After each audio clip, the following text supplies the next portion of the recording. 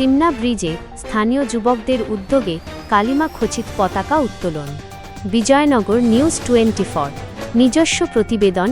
আজ 9 জুলাই বৃহস্পতিবার ব্রাহ্মণবাড়িয়ার বিজয়নগর উপজেলার সিমনা বিবাড়িয়া সড়কের সিমনা ব্রিজ এলাকায় স্থানীয় যুবকদের উদ্যোগে উৎসবমুখর পরিবেশে কালিমা খচিত পতাকা উত্তোলন করা হয়েছে।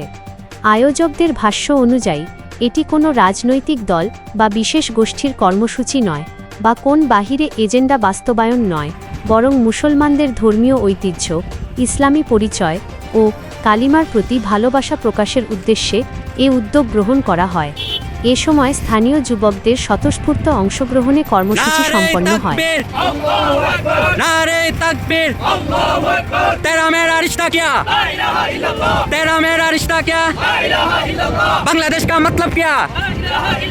উপস্থিতরা জানান, ইসলামী মূল্যবোধ ও ধর্মীয় পরিচয়ের প্রতি সম্মান প্রদর্শনের লক্ষ্যে ভবিষ্যতেও এ ধরনের ইতিবাচক উদ্যোগ অব্যাহত থাকবে। Desk news, Bijoynagar news 24।